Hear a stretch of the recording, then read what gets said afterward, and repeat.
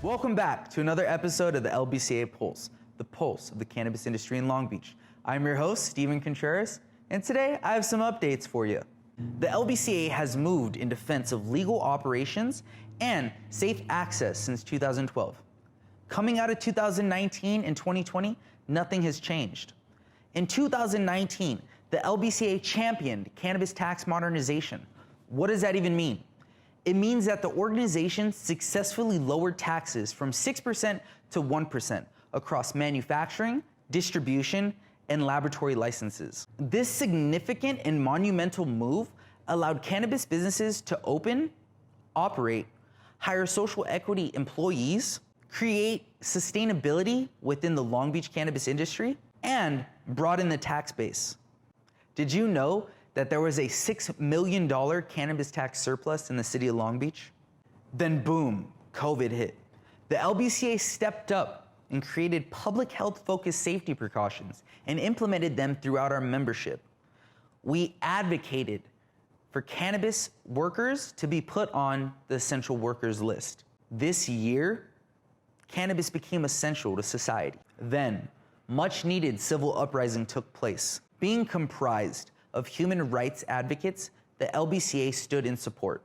Then pivoting from in-person meetings to sometimes working technology and getting involved with the immediate Long Beach community by providing food distributions and supply distribution runs. Over the summer, conversation in member meetings led to the forming of the LBCA Social Equity Subcommittee. Those conversations highlighted similar pitfalls and experiences from members and Long Beach operators.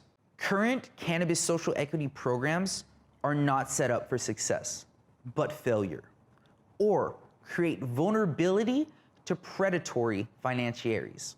Comprised of LBCA members, the executive board, staff, social equity applicants, business operators, and professionals, this committee met with multiple people in the cannabis social equity space, not only throughout the state of California, but throughout the nation.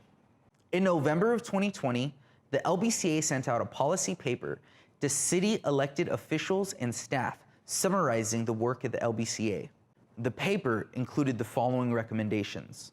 First off, streamline city processes. Drive benefits to both disadvantaged communities and applicants. Change the sequencing for property acquisition and broaden the opportunity for grants. Enhance vocational training and increase city navigational assistance. In addition to aligning city permitting with state law, allowing all commercial cannabis use, and implement a point system for permittee compliance in the social equity program. This work only deepened since this November meeting. Continuing with weekly meetings to update and develop recommendations intertwined with ongoing meetings with city officials, staff, and city council members. The most recent meeting took place earlier this week. The LBCA stands for social equity, not only in the cannabis space, but society-wide. Cannabis has been the punching bag for devious policy for far too long. Let cannabis be the guide to the social equity sector, both private and public. Our work doesn't stop at the city though. At a state level, the LBCA is working with a coalition of cannabis associations throughout the state. The LBCA is leading AB 1435, which calls for a parity in cannabis tax and testing to the incoming and developing hemp industry.